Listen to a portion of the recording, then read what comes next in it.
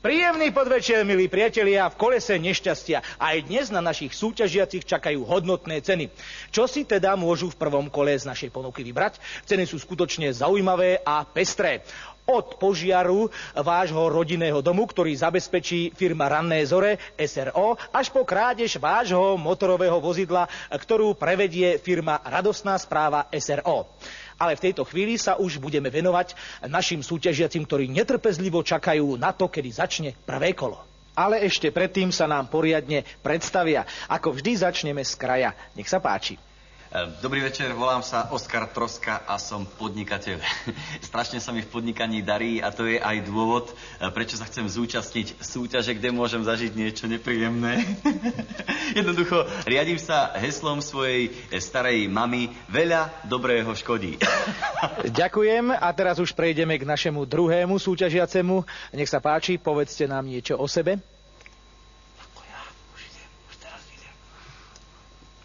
Dobrý večer, ja som nezamestnaný bezdomovec Bartolomej Dior. Nešťastie, to je moje, vlastne nič iné ani nepoznám, ba dokonca ani poznať nechcem. A to je vlastne dôvod, prečo som tu, lebo toľko nešťastia pokope, jak tu u vás, tak to teda ani v našich kruhoch nevydá. Fajn, výborne, sme radi. No a našim tretím súťažiacim je pán... Bobo Dupla. Čistý blázon. Čistý.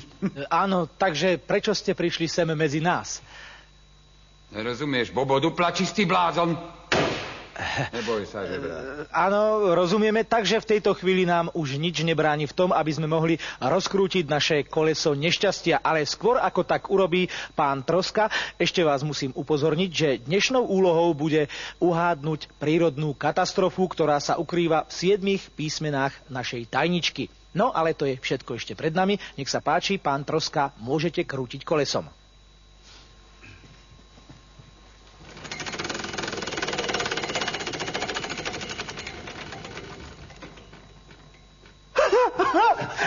Ešte sa predčasne netešte, pán Troska, pretože aby tých 5000 bolo skutočne istých, musíte uhádnuť písmeno v našej tajničke. Takže?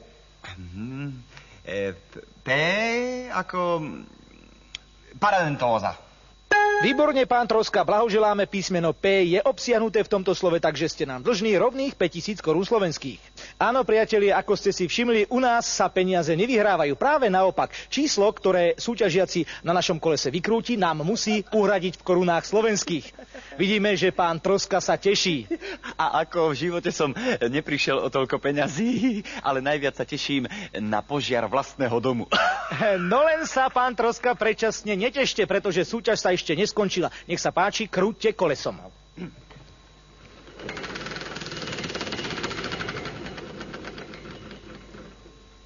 Ľutujem, pán Troska, ale tento raz je to iba facka. To znamená, že dostanete po chrápe a ide ďalší súťažiaci. A kedy?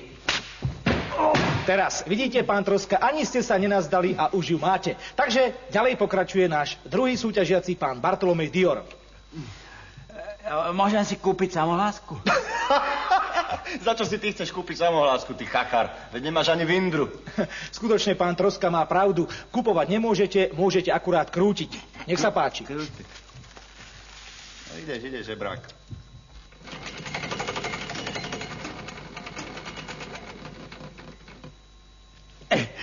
Zatiaľ sa ešte netešte, pán Dior. Sumu 100 korún nám ešte zatiaľ nemôžete dať, kým neuhádnete písmeno. Takže? D je ako depresia. Takže blahoželáme, písmeno D je ukryté v slove. Ďakujeme asistentovi Imrichovi a vy nám konečne môžete dať už 100 korún. Nemôžem. Ježiš, ja nemám. Ja som nezamestnaný. Hádaj ďalej, žebrák. Ja to za teba zatiahnem. Ďakujem vám. Som taký nešťastný.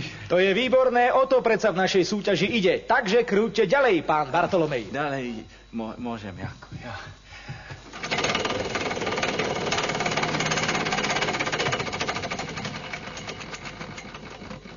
Blahoželám, pán Dior, padla vám prémia a tou je v našej hre bitka, čiže ľudovo povedané nakladačka.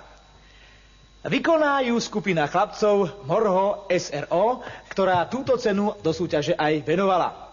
Ale aby ste bitku skutočne mohli dostať, musíte uhádnuť ďalšie písmeno v našej tajničke. Nech sa páči. K. Jako K, jako katastrofa. Bohužiaľ, pán Bartolomej, tentoraz sa to obíde bez bitky. Také písmeno tam nie je. Škoda. Veru škoda, taká pekná cena, no čo sa dá robiť. Nech sa páči, chlapci, môžete odísť a pokračuje náš tretí súťažiaci pán... Bobo Dupla, čistý blázon. Áno, no pán Dupla, nech sa páči, môžete krútiť. A čo si blázen?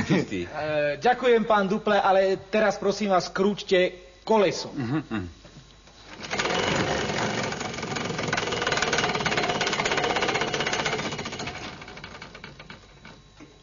A poprvý raz nám padol stop nos. A to je čo? Toto. Stop nos znamená vykrútenie nosa plus stratu poradia. Takže opäť bude pokračovať ďalší súťažiaci pán Troska. Nech sa páči, krúťte. Nebudem krútiť, kupujem. Ktorú samohlásku? Žiadnu. Kupujem všetky písmena. No ale nenevadí sa, to by bolo proti pravidlám súťaže. Drž papuľu. Kupujem všetky písmená. Aha. No, zdá sa, že tento raz urobíme výnimku v našich pravidlách, takže pán Troska si kupuje všetky písmená. Keďže pán Troska skúpil všetky písmenká, neostáva mi nič iné, len sa ho opýtať, či bude hádať. Budem. Nech sa páči. Prietraž bračien? Bohužiaľ, slovíčko znie trošku inak, neuhádli ste, takže pokračovať bude pán Dior. Ale ja som si zaplatil. Budem hádať. Nech sa páči. Povodeň.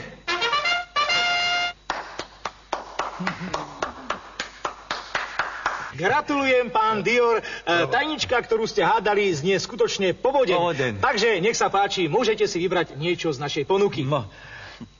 Vyberám si požiar vlastného domu.